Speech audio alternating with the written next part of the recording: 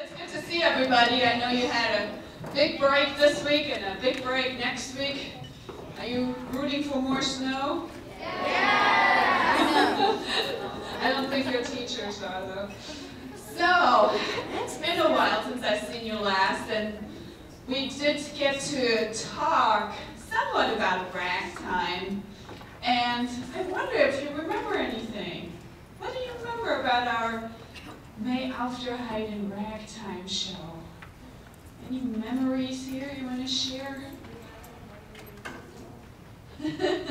She had a brother. We did a little role play and realized they were sitting there in the dark with no video games and no TV. All they could do was play the piano for the entertainment.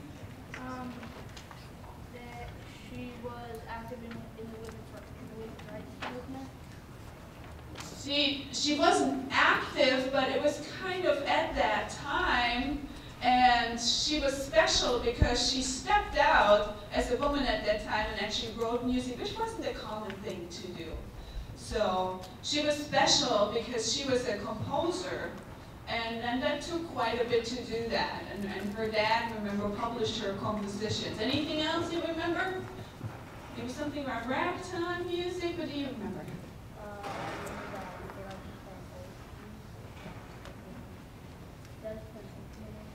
They played old pianos. Well, some of them were new at that time. They're old by now.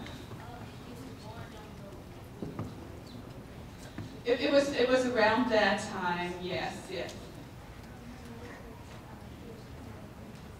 That was Hoagie Carmichael's mother. Ah.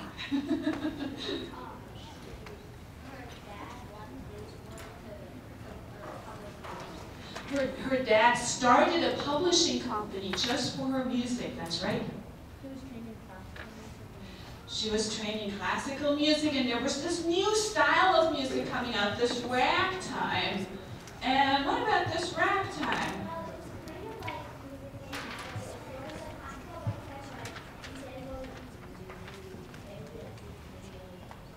There was something offbeat in it, right? Remember? And you guys had to help me keep the beat so we could do the offbeat rhythms. I think we should start with that and remember one of her ragtimes. I brought the band back today because we're going to look at a huge family band.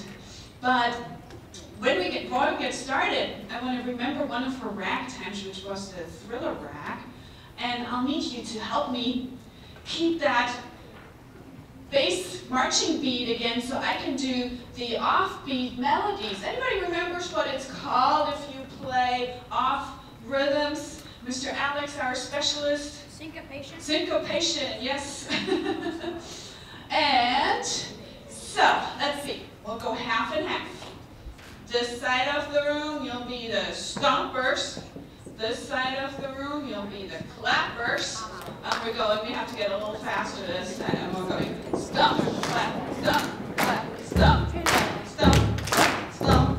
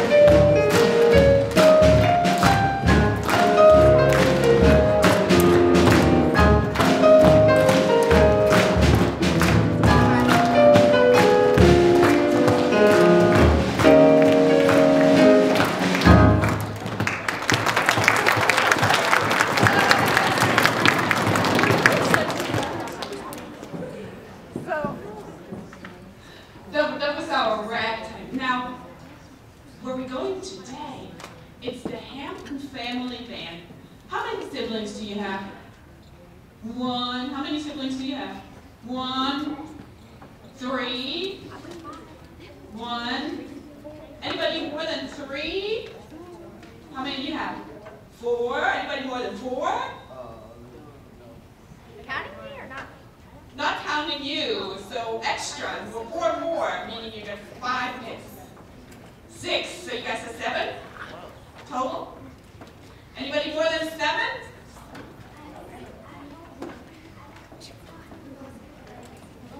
You know someone who wants 7?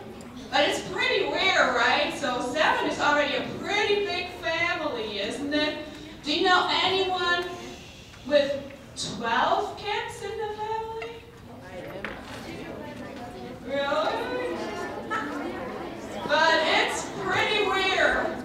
It doesn't happen to because that's a big family. And here, this is the family we're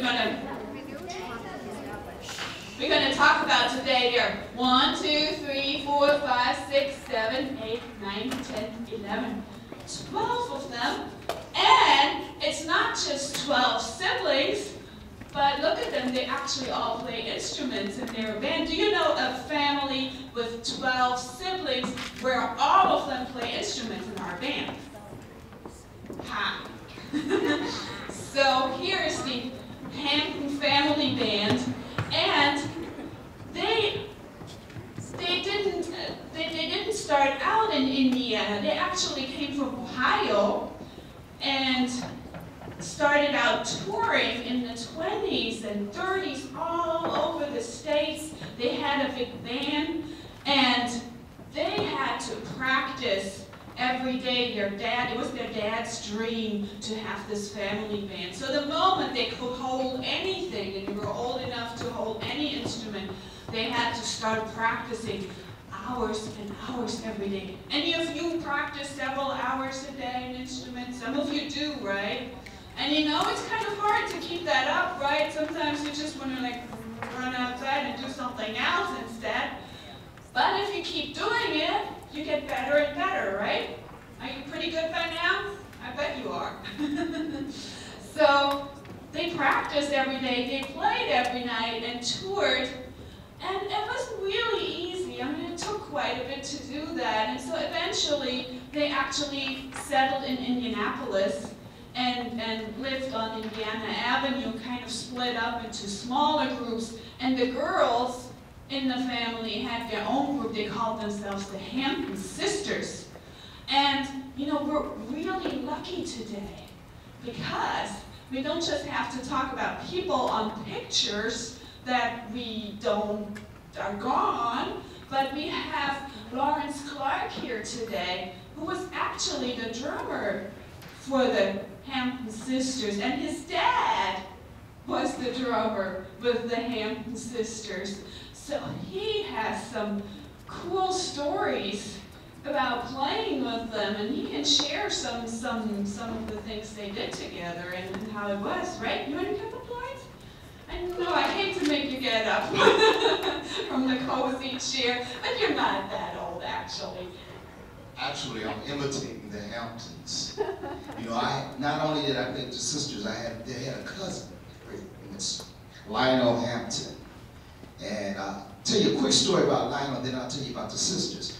I was doing a jazz festival it's called Riverbend Jazz Festival in Chattanooga, Tennessee. It was the year that Benny Goodman passed away. So they decided to bring Lionel Hampton in. You know, all my life I've heard about Lionel Hampton, listened to his music and all this. And my dad always wanted to play with Lionel Hampton.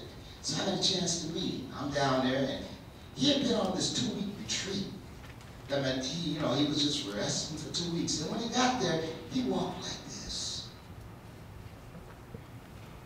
And you know, me being unaware of what was going on, man, I'm looking at him, I'm saying, oh my God, oh, this old man, oh man, what, oh, this is gonna be embarrassing. I'm feeling embarrassed for him. I was tripping in my own mind. Then we did a rehearsal, and he got over there and he went through the rehearsal. That night at the concert, the announcer came out and he said, ladies and gentlemen, we were going to have Benny Goodman here, but we decided since he passed away, it would be really nice to have Mr. Lionel Hampton. He ran, jumped on the violin, jumped over to the piano, jumped on the drum, jumped back on the violin, and he did that whole show in like fast speed motion. He had like some young guys with 19, 20 years old. Their tongues were like dragging the floor. They were just exhausted, and he was still going. Then at the end of the concert, when he walked off the stage, he did this again.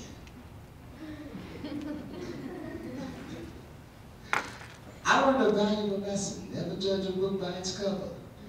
Needless to say, 6 months later, I had an opportunity to work with him. And that was an experience. Now, coming to the sisters. I started with the sisters, and then I got busy in my schedule playing other gigs. So, I said, Dad, would you like to play with the Hampton sisters? He said, yeah, they came up in the same era. So the music, he knew all their music. And he went on and played, but then his health got bad, and he asked me to take the gig over again. So I said, okay, cool. That was the greatest single experience in my life, because I learned more about music. Those two ladies were the most incredible human beings on the planet.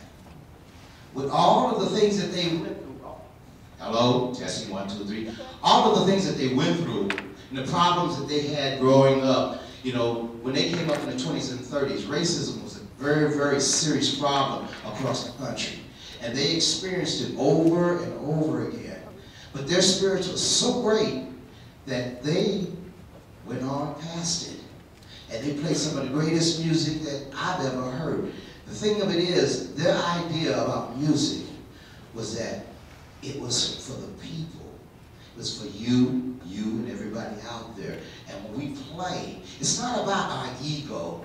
Like a lot of young musicians, myself included, at a period of time, we want to be great, or we want to be the greatest musician. I want to be, he can't play, I want to play better than him. We were going through these head trips. But they never went through those trips. As a matter of fact, Alitra, who played the piano, you can see her, would you point to her? The piano? Alitra would tell the people, she said, ladies and gentlemen, we're here to entertain you and make you feel good. If you have any problems, leave them outside the door. And if you want to pick them up when you leave, that's your business. But right when you're in here, we're going to have a good time and party. And she meant it. She meant every word she said. As a matter of fact, she would tell you that her father, Clark, would tell them, when you go to the gig, if you're sick or you're dying, do it after the gig. You know, the gig comes first. And Alitra, being the oldest, she would tell them, she'd always say, I don't know what Dad, Poppy do, always made me have to be the leader. I really didn't want to take on that responsibility, but he made me do it. And you didn't argue with Poppy do.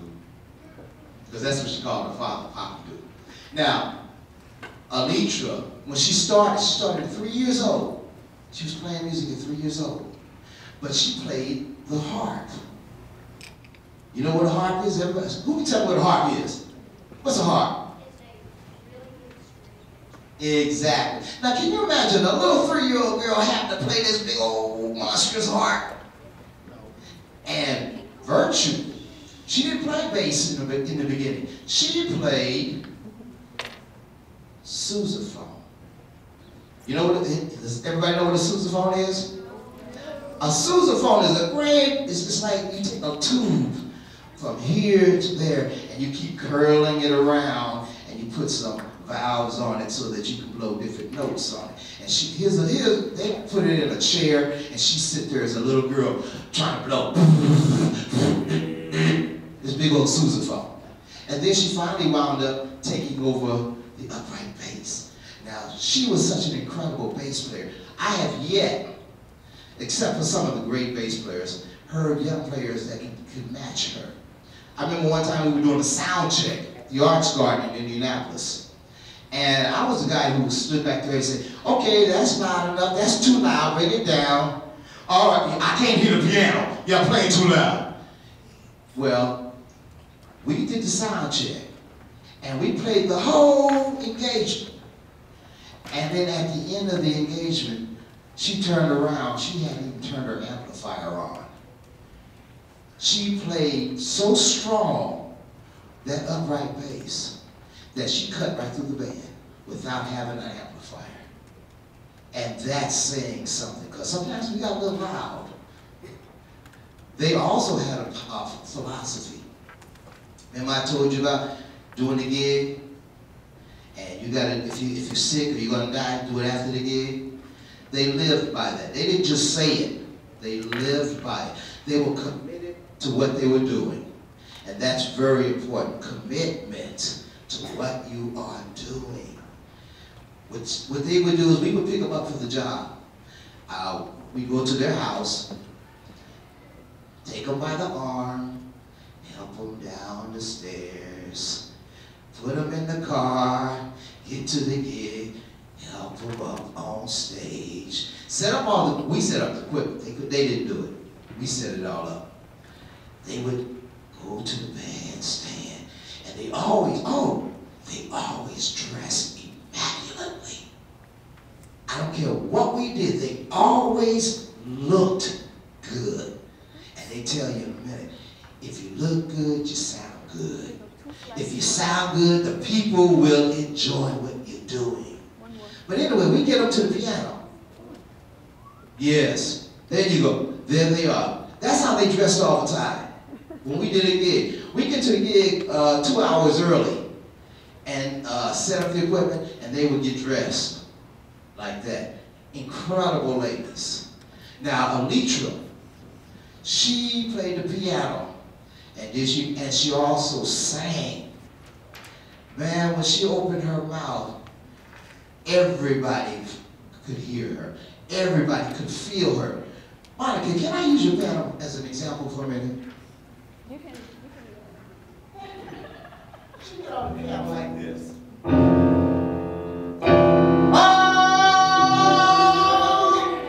I mean, that head, once that head went back, you knew she was locked in what she was doing. I mean, this lady had a voice that would knock you out. And they sang, actually, originally they sang 3-part harmonies, because they had their other sister who was Carmelita. She played baritone saxophone. Baritone. She's on the left. Well, anyway, yeah, there she is on the left. She was about this. She never got any higher than this. She never got any taller than this. And she was a little roly-poly lady, and she looked good. And she put that baritone saying, I mean, she can play it. She can play it better than most guys can play it. But anyway, when you really look at the Hampton sisters, they had a code of ethics. They would always say, it doesn't matter what the outcome is, do the right thing at all times. You're not going to be liked by some people. Some people are going to look at you and say, oh man, you are tripping. What's wrong with you? Oh man, but they would always do the right thing. And that's something that's one of the things that I learned from them, regardless of what happens. Well, and considering what happens sometimes, touring in the 20s and 30s in the South. Yeah. I bet that wasn't an easy thing to do. It was not easy. Because I was in the South around in the 60s. And I know what I experienced down there. I mean, there were some very ugly things that happened. And if you didn't have strong character, you could easily want to retaliate. You could easily want to argue and fight with someone. But the hardest thing to do is to look at a person, know they're wrong, and walk away. That's the hardest thing to do. But when you've done it once, you've done it twice, then you can look at that person. The trick that I use is this. I look at those people that are crazy, and I remember the circus. How many of you ever been to the circus? How many of you ever seen a clown? Did you ever get mad at a clown? Who got mad at a clown? You did? Why? but clowns are funny people. Look how they dress up. All weird. I mean, they'll have some, where's my head at? Here's the normal way you wear, this is the normal way you wear a hat, right? Clowns will do this. And then they'll walk up to you, look at your chick up. All crazy like. That's a clown. All you can do is laugh at them. See what you're doing? You're laughing at me. And when a person is ugly, and you think about a clown, you look at them, you start laughing. So remember that. And right now, I'm going to give it back to Monica, because I don't want to take up all the time. Oh, good. We can take all the time we want, but we also want to get to playing. I know they get you to do some music and all of it. You guys want to do music? Not yet, but soon. But soon? But soon. Oh, well, in that case, I If will. you go back one slide, we wanted to play one song that the Hampton Sisters always did.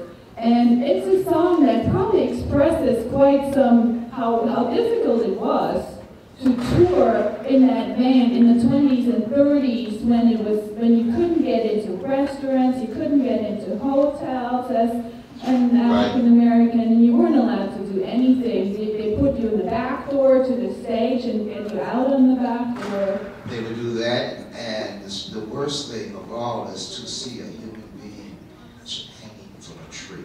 And that's what this song is all about. Well, it's not this one, but... Oh, it's not this one? It's not this one. Oh, well, that's straight true what I'm thinking about. Okay, God bless a child. That's God bless that's it. got That's its one own. that the Hampton Sisters did, that Billie Holiday did, who went through some of the same hardships. I want you to watch the lyrics here while we do it. Janice is going to put all her heart and soul in it and follow along.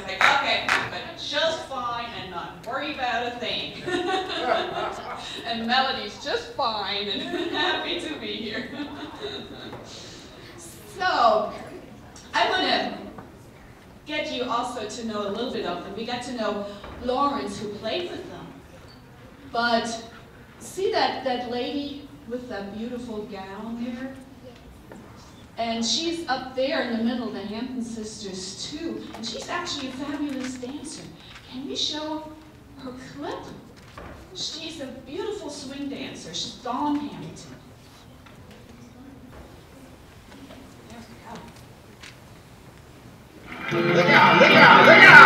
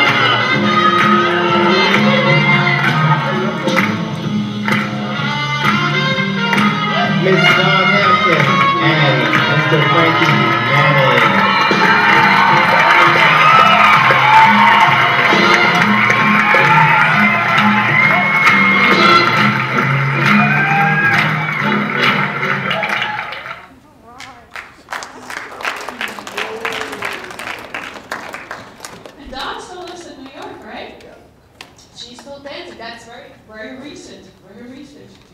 And she teaches dancing. And I want to show you one more thing. Here's the Hampton family bands. They gathered as many as they could a few years ago. I want to see if you recognize that song and tell me afterwards who wrote it. You know it. Go with me.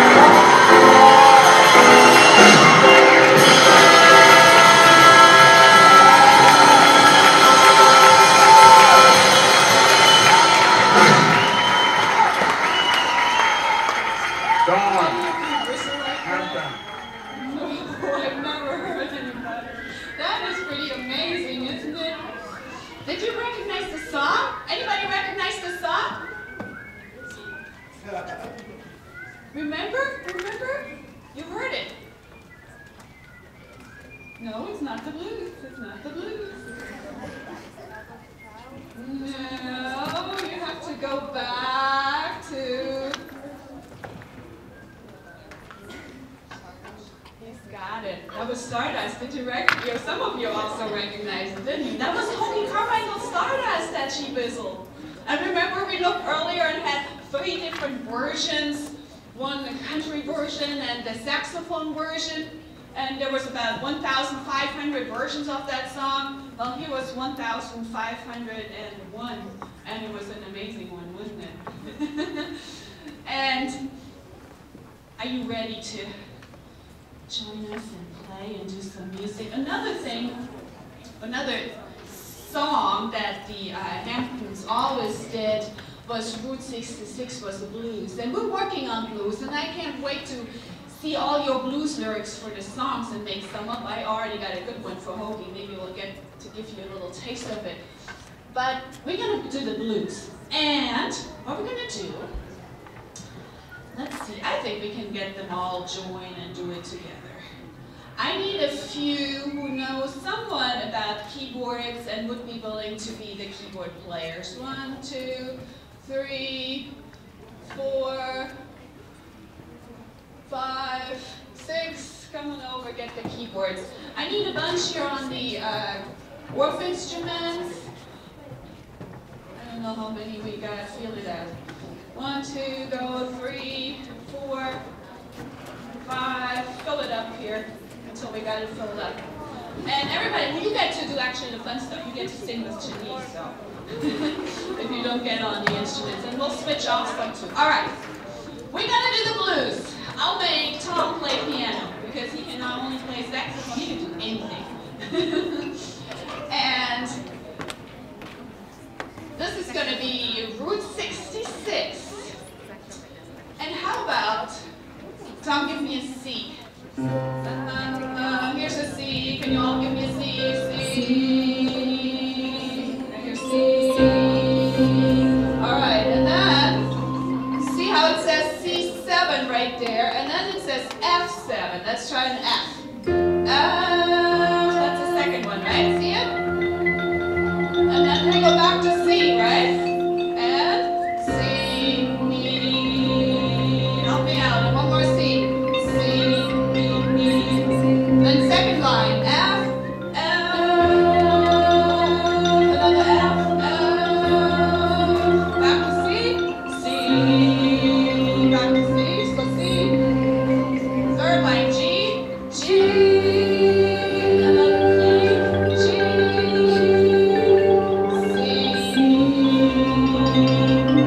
G, All right, so you Orff instruments, that's exactly what you're gonna do. Play those bass notes. You all sing it. We'll do a few choruses singing those bass notes. And keyboards for now, I'll show you in a second. The chords, just play the C's and the F's along with it too. All right, ready? Let's just have a few choruses so we get used to that for. Blues is always those same 12 measures over and over, but the fun stuff is what we put on top. All right, ready?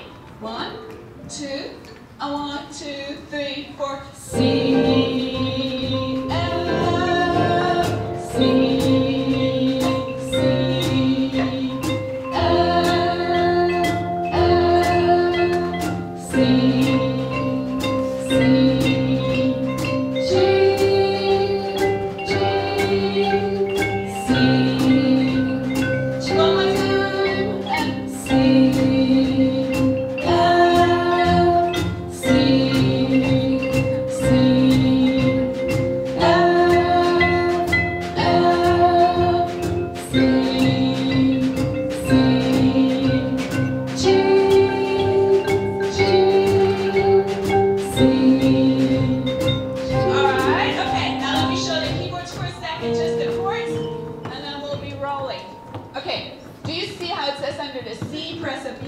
And the E together.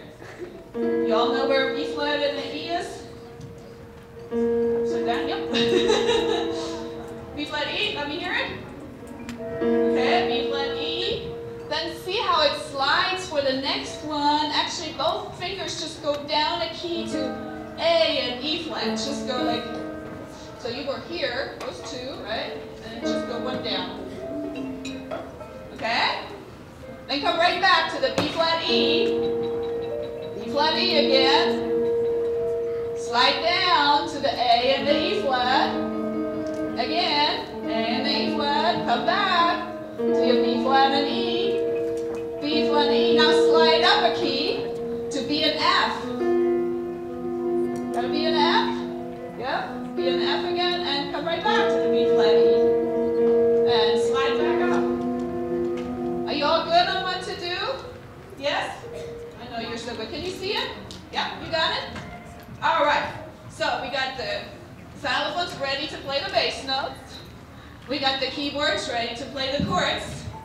We're going to sing Route 66. And then we'll see if we can switch off. Maybe get some of them to sing with you. And get some of those xylophones to give us little solos on C's and B flats and G's are going to be your bold notes. C, B flat. All right, we'll figure it out. You ready? Ready to go. Ready to go. 1, 2, 1, 2, 3, 4. Missouri.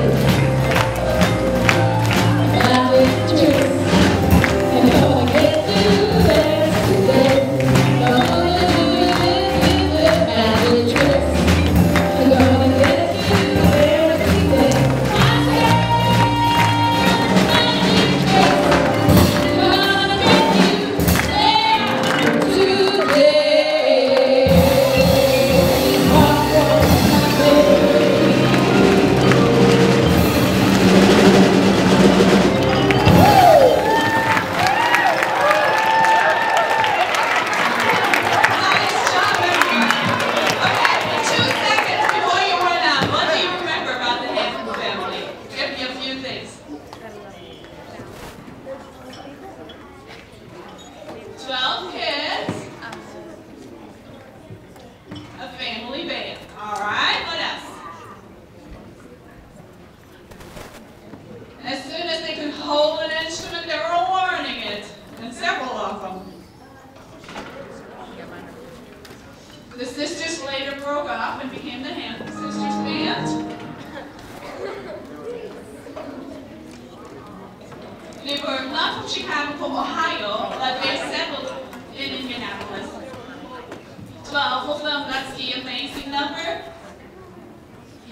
Think about it, all your reflections. I want to hear your blues lyrics. And when we come back next time, you just pinned me. And when we come next time, we'll talk about more about the Indiana Avenue.